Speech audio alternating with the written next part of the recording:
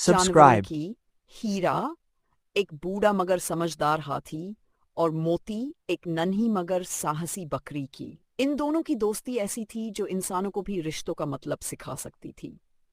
ये कहानी सिर्फ एक दोस्ती की नहीं, बलिदान, साहस और भरोसे की मिसाल है। अध्याय 1, जंगल का राजा और एक नन्ही चुप्पी। सूरज की रोशनी जैसे ही घने जंगल पर पड़ती, पेड़ पौधों की ओट से जिंदगी करवट लेती। पत्तों की सरसराहट, पक्षियों की चहचहाट और नदियों की कलकल सब मिलकर जैसे कोई संगीत बजाते। इसी जंगल में रहता था हीरा, एक बूढ़ा हाथी जो कभी इस जंगल का सबसे ताकतवर और सम्मानित प्राणी था। पर अब उम्र ने उसकी चाल भीतर गहराई तक घुसाया था। और उसी शाम जंगल की सीमा पर हीरा को एक घायल बकरी मिलती है। मोती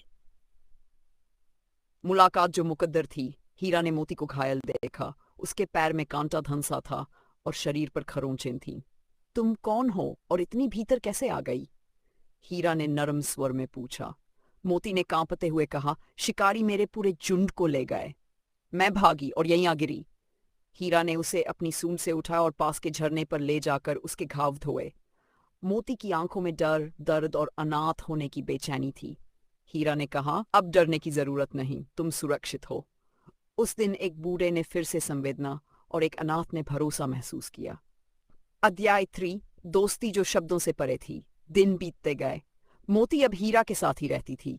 उसकी पीठ पर बैठकर जंगल घूमती, फल तोड़ लाती, पानी की खोज में साथ जाती। जंगल में सब चकित थे, एक हाथी और एक बकरी की दोस्ती।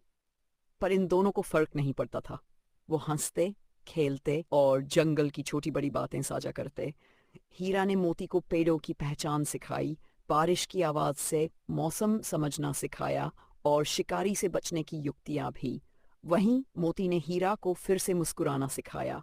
उसका अकेलापन अब खतरा फिर लौट आया। एक रात जंगल के पास से धमाकों की आवाज आई। शिकारी फिर से लौट आए थे, अब की बार और भी संगठित और ज्यादा हथियारों के साथ। जंगल में हड़कंप मच गया। हीरा ने मोती से कहा, तुम पहाड़ी की उस गुफा में चली जाओ, मैं जंगल परिषद के पास जाता हूँ।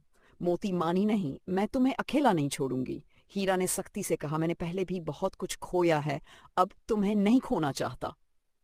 अध्याय 5, आखिरी रन। शिकारी बहुत करीब आ चुके थे। जानवर पेड़ों की ओट में छिप गए थे। हीरा जंगल के बीच में जा खड़ा हुआ, अकेला पर अडिग। उसने अपने शरीर को जाल बनाया